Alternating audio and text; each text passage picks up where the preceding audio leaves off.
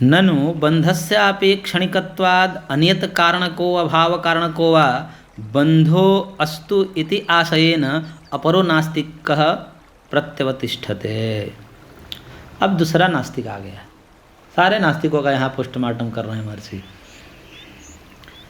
करेंगे देखिए, बंध भी तो क्षणिक है। जब सर्वम क्षणिकम है तो बंध भी तो क्षणिक है। तो बंधस्यापि क्षणिकत्वात्, बंध का भी क्षणिक होने से अनियत कारणों को अभाव कारणों को वा बंधो अस्तु इति आशयेन, कह रहे कि इस बंधन में कोई कारण नहीं है, अकारण बंधन हो गया। अथवा अनियत कारण, कोई नियत कारण नहीं है, उसी को कह दिया। अथवा अभाव कारण, बिना कारण का आकस्मिक बंधन हो गया, कोई कारण, क्योंकि कारण की खोज चल रही है यहाँ पर। और कारण की खोज में वो जो भी हेतु दे रहा है, अविद्या को अथवा वासना को अथवा अदृष्ट को, सब महर्षि खंडन कर दे रहे हैं। तो अब एक नास्तिक आया, वो कहता है कि सब कुछ अचानक हो गया, आकस्मिक हुआ।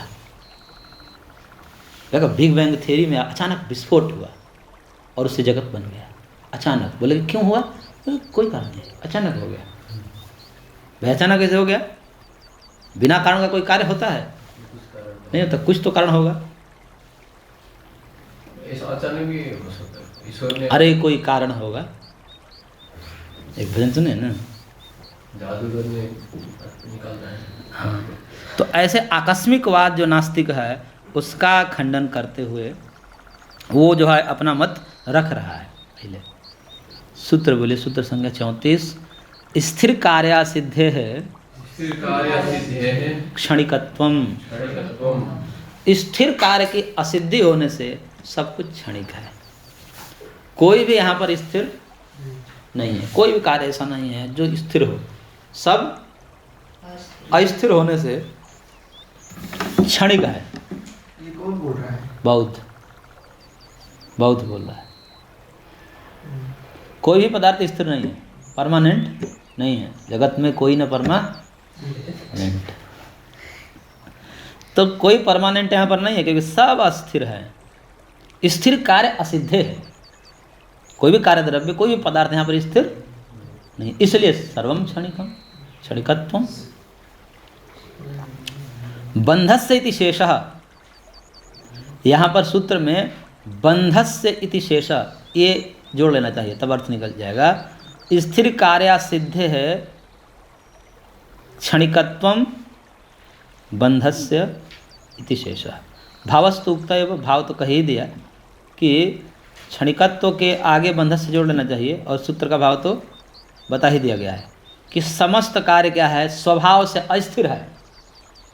सब पदार्थ क्या है, स्वभाव से, मतलब उनका स्वभाव ही है कि वो एक स्थिर रह ही नहीं सकते, उसका स्वभाव है।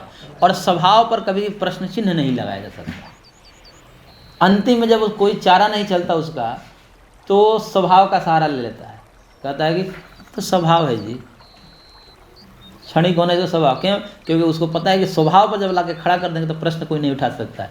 जैसे कह देंगे कि अग्नि गर्म क्यों है, उसका स्वरूप है, तो इतना ही कहना पड़ता है, स्वभाव है इसका। अग्नि का उष्ण होना स्वभाव है। और फिर पूछे उष्ण ही क्यों है, ठंडे क्यों नहीं? अब इसके कोई प्रश्न का जवाब नहीं है, वहाँ रुक जाया जाता है, भाई इसका स्वभाव है। ऐसे ही अब इस प्रकार से वो अपने नियम को लागू करेगा कि सर्वम क्षणिकम, सब जगत क्षणिक है, क्षणिकता प्रत्येक पदार्थ का स्वभाव है। तो बंधन भी क्षणिक है, बंधन होगा नष्ट होगा, फिर बंधन नष्ट होगा, ये क्षणिक है। तो फिर इसमें काहे सोच रहे हो कार्य कारण भाव, तो स्वभाव से बंधन चल रहा है।